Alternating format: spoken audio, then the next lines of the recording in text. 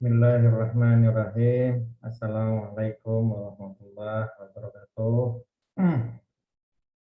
Pertama-tama, mari kita panjatkan puji syukur kehadirat Allah Subhanahu wa Ta'ala yang telah memberikan kesehatan bagi kita, gitu ya. Sehingga pada hari ini kita masih bisa mengikuti perkuliahan Business Intelligence, gitu ya. Kalau saya sendiri tadi sudah melakukan perkenalan ya di video perkenalan dan kontrak perkuliahan. Saya ingin sekali sebetulnya mengenal teman-teman semua. Saya lihat di SIM sepertinya yang mengikuti perkuliahan Business Intelligence ini sekitar 30-an mahasiswa gitu ya. 20 sampai 30 mahasiswa lah. Cuman karena pada hari ini saya tidak bisa menjalankan perkuliahan secara live, makanya saya buatkan video pembelajarannya gitu ya teman-teman. Mudah-mudahan ini masih bisa efektif dengan strategi yang berbeda tentunya gitu ya. Oke, saya akan share materi perkuliahan. Oke, sebentar ya teman-teman ya.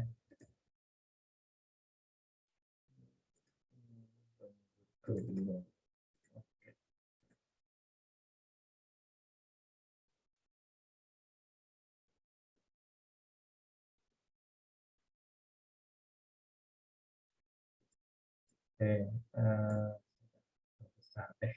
oke, teman-teman semua, di pertemuan pertama ini perlu ditekankan juga bahwa seperti yang saya sampaikan di perkenalan dan kontrak perkuliahan, jadi teman-teman perlu ada keaktifan nantinya untuk mengikuti perkuliahan ini, sehingga nanti akan ada beberapa note yang akan saya munculkan di SIM begitu ya, terkait dengan tindak lanjut yang bisa dilakukan oleh teman-teman semua. Itu dalam upaya sebetulnya teman-teman semangat gitu ya untuk menguasai perkuliahan ini secara bertahap. Oke, antar bisnis intelijen.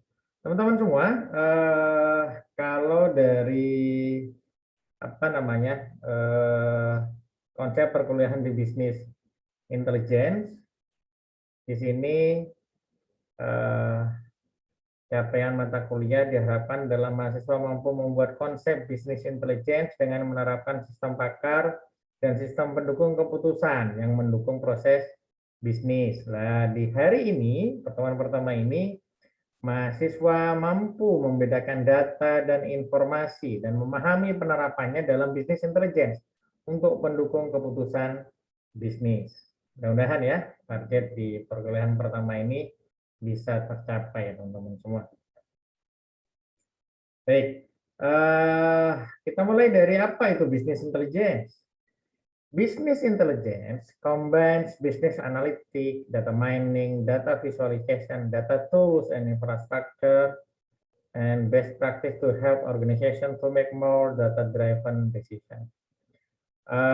Ini beberapa poin saja yang saya ambil, begitu ya. Pada dasarnya, di sini menunjukkan bahwa di dalam bisnis intelligence sebetulnya mengkombinasikan bisnis analitik, begitu ya. Di sana ada data mining, ada visualisasi data, termasuk berbagai tools dan infrastrukturnya, sehingga bisa dioptimalkan oleh organisasi untuk mendukung sebuah keputusan. Kan gitu kan? Dalam bisnis intelligence secara keseluruhan itu yang mengumpulkan, menyimpan, menganalisa data dari bisnis yang beroperasi saat ini, activity yang ada untuk dioptimasi, untuk dimanfaatkan begitu ya, supaya meningkatkan performance dari bisnis itu. Atau di lain itu juga, bisnis intelijen adalah sekumpulan teknik dan alat untuk mentransformasi dari data mentah menjadi informasi yang berguna dan bermakna. Ada dua ya, berguna dan bermakna untuk tujuan analisis bisnis atau ke pendukung keputusan sebetulnya ya teman-teman. Oke, business intelligence dapat digunakan oleh perusahaan untuk mendukung berbagai keputusan bisnis, baik operasional maupun sampai ke hal-hal yang strategik. Gitu ya.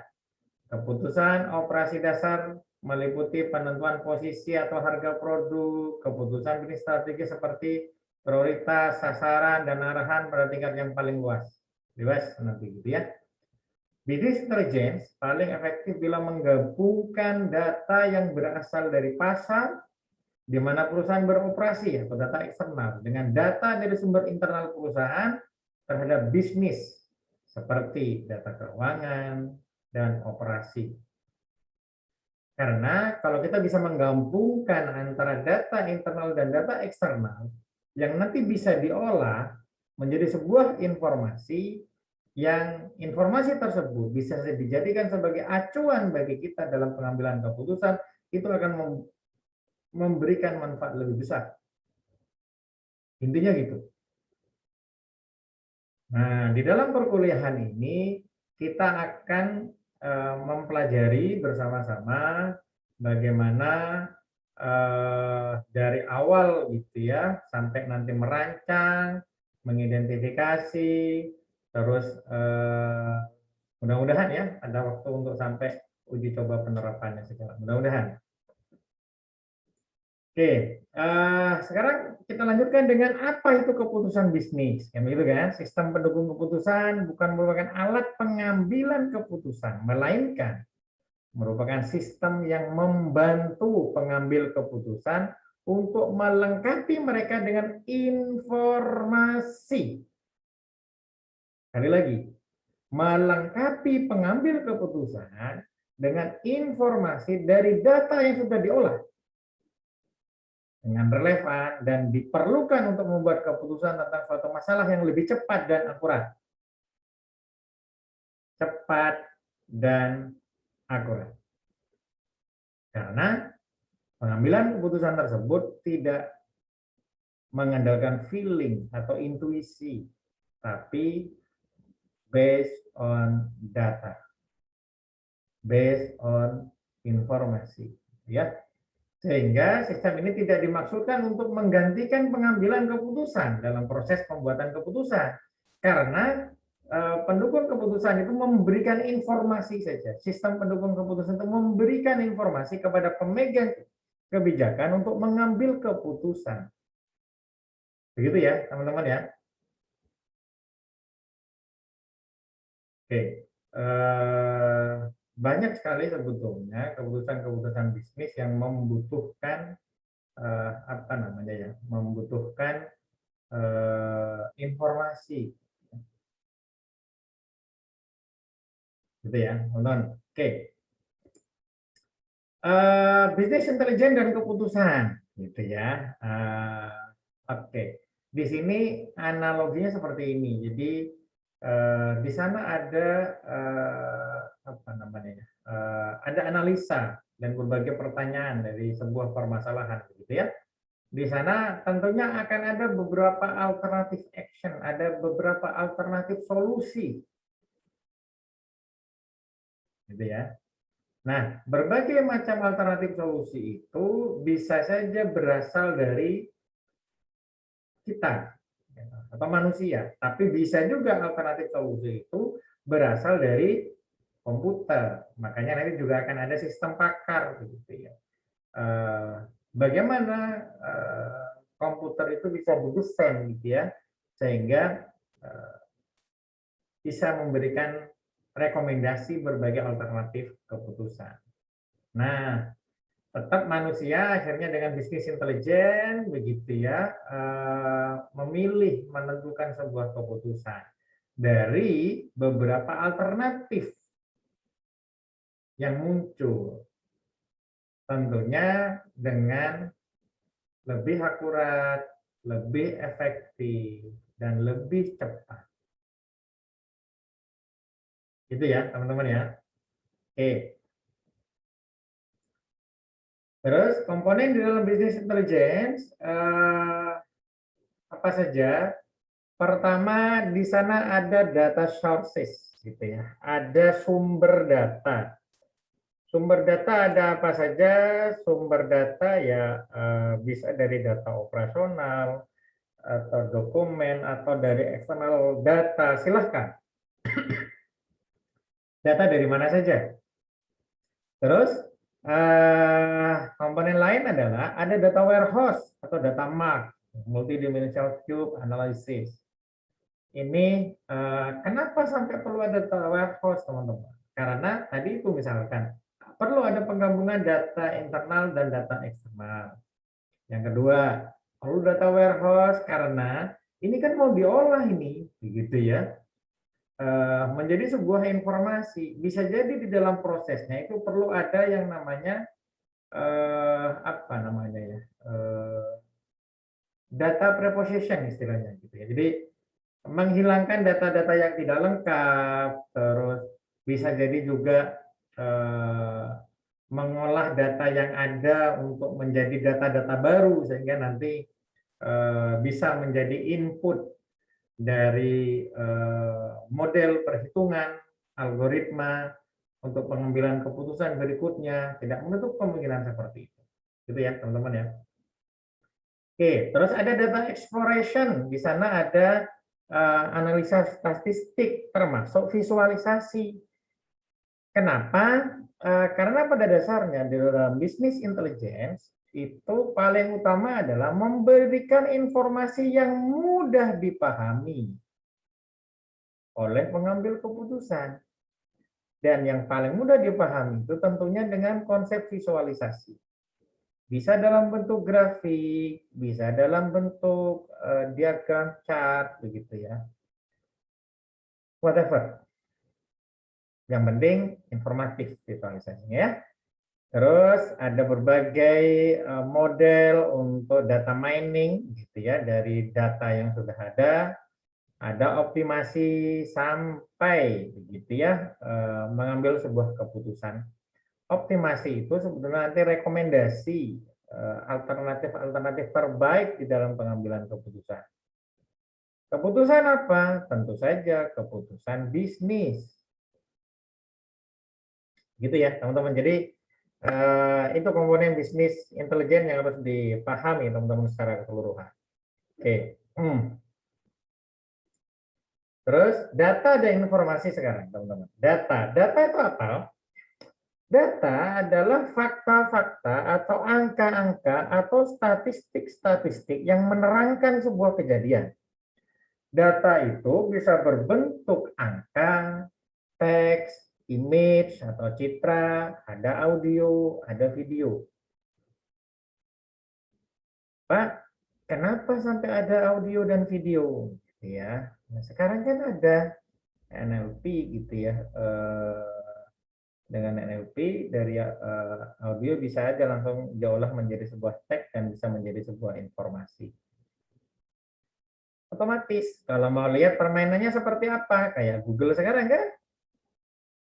Kalau mau cari apa juga bisa pakai audio kan, walaupun kadang salah-salah gitu ya. Karena intonasinya berbeda bisa jadi Google-nya salah mengartikan. Tapi intinya audio itu bisa menjadi data yang nanti bisa diolah ya. Termasuk video. Sekarang apa implementasi salah satunya gitu ya, data video di dalam pengambilan keputusan misalkan gitu ya. Ini yang live nih. Tilang elektronik itu kan sebenarnya datanya dari video kan. Dari video ketahuan terus di capture terus langsung cetak e-tilang bahasanya gitu. Kalau angka udah tahu semua ya tentunya gitu ya. Teks kalau image apa ya, image juga sama gitu ya. Dengan melihat dari citra atau image nanti kita bisa menentukan ini sebetulnya udah mau banjir atau enggak, bisa aja begitu ya. Nah, kalau informasi apa teman-teman? Informasi adalah data yang telah diproses atau diolah sehingga memiliki arti atau manfaat bagi yang menerimanya untuk pengambilan sebuah keputusan.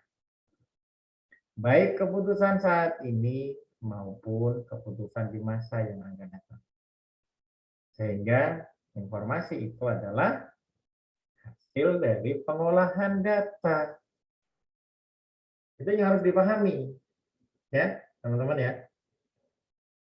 Oke, jenis-jenis data apa? Ada data statis, contoh nama. Itu kan nggak berubah tuh, walaupun dimungkinkan juga berubah ya. Misalkan karena ada sesuatu sehingga namanya berubah, gitu ya.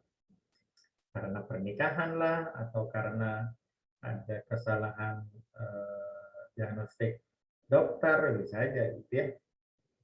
Seperti kasusnya siapa kemarin itu yang awalnya perempuan tapi ternyata setelah di Manganang gitu ya, lupa saya. Yang kedua, data dinamis, data yang bisa berubah. Umur, gitu ya, berat badan, itu bisa berubah. Makanya bicara umur, kalau kita mendesain sebuah sistem, tidak pernah inputannya umurnya berapa. Kamu itu kok? Tapi adanya di dalam sistem, inputannya adalah tanggal lahir dan tahun. Gitu ya, tanggal, bulan, dan tahun. Untuk apa? Sebetulnya data itu nanti bisa dijadikan referensi untuk perhitungan umur. Kan gitu. Baik, itu data statis dan data dinamis. Selanjutnya adalah data diskrit. Contohnya, tidak bisa pecahan, misalkan jumlah orang. Kan nggak mungkin jumlah orang itu terdiri 2,5. Contohnya 2, 3, 4, 20, 30, karena nggak mungkin. Ada data kontinu yang bisa dalam bentuk pecahan. Misalkan 2,5 kilogram, gitu ya, itu data kontinu. Terus ada data kualitatif, data kuantitatif. Data kualitatif pun sebetulnya bisa dikuantitatifkan, tapi nggak kita bahas secara detail di sini ya, teman-teman. Tapi nanti tantangannya adalah bagaimana mengolah data ini menjadi sebuah informasi, kan gitu kan? Nah, proses pengolahan data seperti apa? Ada data di sana, ada proses pengolahan, begitu ya, ada penyimpanan untuk menjadi sebuah informasi. Informasi itu mendukung sebuah keputusan. Setelah pengambilan keputusan, ada feedback. Oh, kalau kayak gini kurang bagus, oh kalau kayak gini bagus. Feedback ke data lagi, diolah lagi, demikian seterusnya. Ya, untuk apa namanya ya, untuk pengolahan data menjadi sebuah informasi. Nah, sekarang informasi yang seperti apa yang dibutuhkan, kan itu kan? Kualitas informasi dilihat dari apanya? Pertama dari bentuknya, clarified, detail, order, presentation, media, begitu. Terus dari konten, akurat, dari akurasinya, relevansinya, kelengkapannya, consciousness, scope, performance. Nanti ada penjelasan lebih detail, teman-teman. Dari waktu, timeline, currency gitu ya, frekuensi, time period, dan sebagainya. Kita lanjutkan ya. Dimensi waktu. Informasi harus tersedia pada saat dibutuhkan. Makanya di sana ada timeline. Kalau dibutuhkan besok, ya disediakan besok. Jangan disediakan minggu depan, sudah nggak laku apa namanya informasinya. Benar ya? Informasi harus tersedia pada saat disediakan, currency kekinian, kan gitu kan? Seberapa sering ada frekuensi di sana, gitu ya. Periode waktu yang lalu, kini, dan yang akan datang. Ada time period. Misalkan kita ingin mendapatkan informasi penjualan 3 bulan terakhir, kita ingin mendapatkan informasi penjualan 3 bulan tahun kemarin, bisa aja. Bulan A, B, C. Tidak menutup kemungkinan nanti seperti itu ya teman-teman. Oke. Ketepatan waktu, timelines, beberapa gejala yang menunjukkan masalah ketepatan waktu, misalkan dari keluaran, dari sistem informasi mengalami penurunan, itu kan? Tingkat proses transaksi sampai akhir waktu yang bebas kesalahan, gitu ya. Atau ada penumpukan dalam proses input data, gitu ya. Sehingga memperlambat di dalam proses untuk mendapatkan informasi. Keluhan tentang lambatnya sistem membuat laporan mengalami kenaikan, bisa aja begitu kan? Nah, makanya kalau kita di orang IT, walaupun kita mengikuti apa namanya, sebetulnya mengikuti request dari user ya, cara bisnis pengen seperti apa, orang IT seharusnya bisa menyediakan. Nah, kadang hal-hal ini menjadi isu. Kok lama dapat laporannya? Dulu saya pernah ketika di S1 dulu, di pengolahan data karena terlalu banyak iterasi, satu rekomendasi pernah loh sampai ya hampir setengah hari lah gitu ya. Gitu ya. Banyaknya keluhan dari pemakai tentang kesulitan dalam apa ini, apa namanya, untuk pemeliharaan program dan sebagainya. Oke ya. Terus dari sisi ekonomi, biaya sistem informasi akan mengalami kenaikan sesuai dengan berjalannya waktu. Meskipun ada beberapa biaya yang mengalami penurunan, tapi sebagian besar kan meningkat ya. Oke, saya jelaskan singkat-singkat aja ya teman-teman ya. Kualitas informasi berdasarkan dimensi isi atau konten. Informasi harus tersedia pada bebas kesalahan, akurat. Bagaimana untuk mendapatkan informasi yang akurat? Datanya harus akurat. Pengolahannya juga harus akurat. Datanya harus lengkap, makanya tadi ada data mark. Gitu ya. Informasi harusnya berhubungan dengan kebutuhan, relevan. Ya, kalau seorang rektor membutuhkannya adalah informasi tentang grafik atau data IPK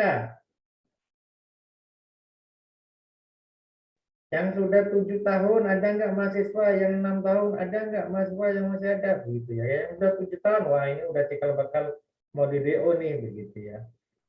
Informasi apa yang dibutuhkan, kan gitu kan? Untuk level rektor beda dengan level ketua jurusan. Kalau ketua jurusan relevansinya apa? Boleh ada informasi seperti tadi untuk ke rektor, tapi akan ada tambahan informasi lain, kontaknya, kan gitu ya.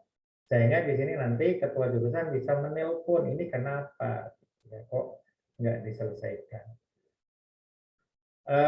Berkait dengan kebutuhan maksudnya itu ya teman-teman ya, bisa beda-beda. Terus berdasarkan dimensi isi atau konten, semua ada lengkap. Bagaimana informasi bisa lengkap? Datanya seharusnya lengkap. Gitu ya. Terus yang selanjutnya, informasi hanya yang dibutuhkan saja, ringkas, nggak perlu menampilkan semua kan? Cakupan informasinya jelas, untuk rektor begini, untuk dekan begini, untuk kajur begini.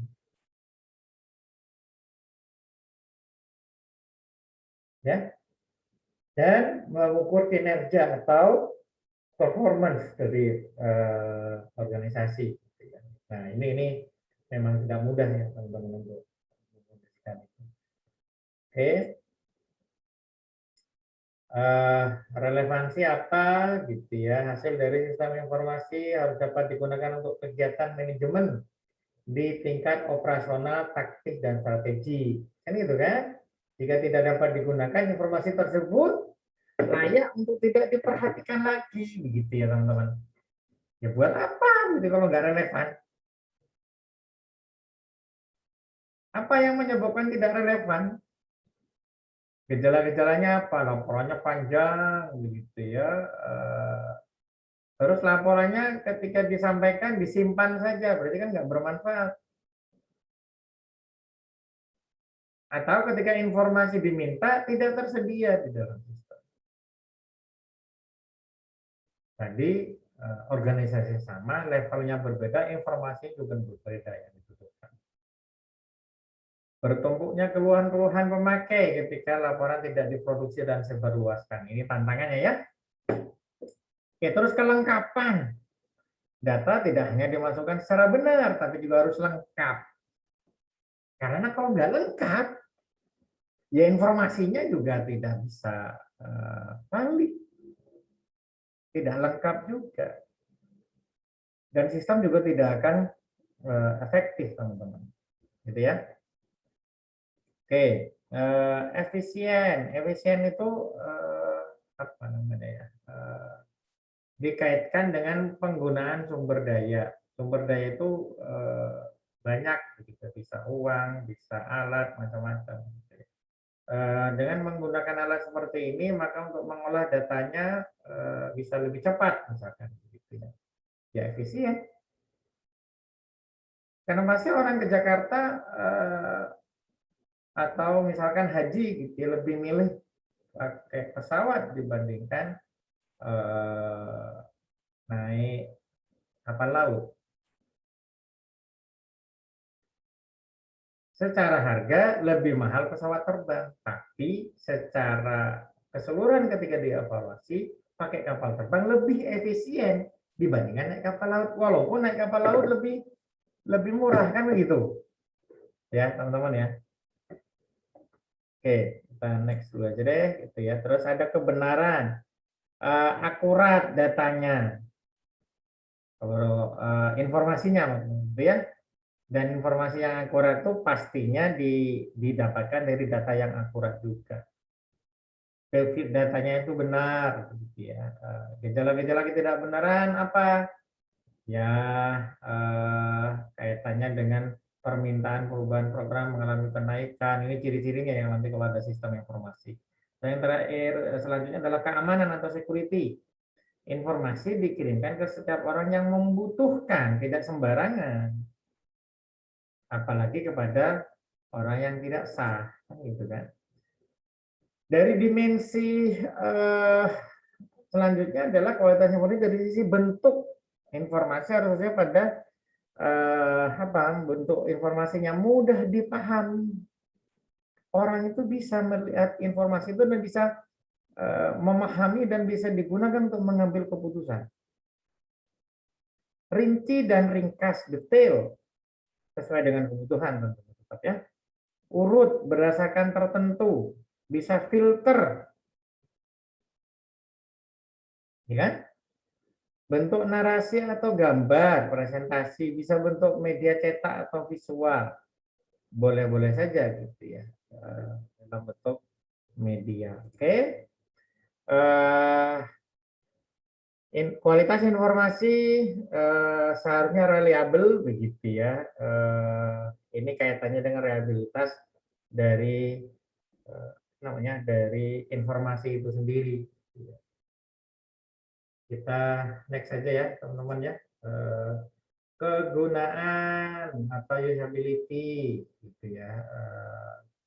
Karena apa? Informasi itu bisa jadi tidak berguna sama sekali ketika sudah melewat waktunya misalkan. Ya? Oke, kita next. Fungsi informasi untuk apa? Pertama, menambah pengetahuan. Penerima informasi dapat memanfaatkan untuk mendukung proses pengambilan keputusan. Berarti kalau kita menjadi orang yang diminta untuk mendesain sebuah bisnis intelligence, ya tanya dulu bagi pengambilan keputusan, Bapak butuh data apa? Butuh data kayak gini, kayak gini, kayak gini. Oke, kalau butuh data kayak gitu, kira-kira informasi seperti apa yang diinginkan? Saya pengen informasi gini-gini nih. Oke, orang engineer menerjemahkan. Kalau informasinya kayak gitu, butuh datanya kayak gini, gitu ya. Sehingga nanti bisa menambah pengetahuan karena informasinya bisa menjadi data dukung dalam proses pengambilan keputusan. Oke. Mengurangi ketidakpastian karena based on data, gitu kan? Bahkan dengan informasi yang ada, kita bisa memprediksi, kita melakukan perhitungan, kira-kira ke depan seperti apa. Kan? Mengurangi risiko kegagalan.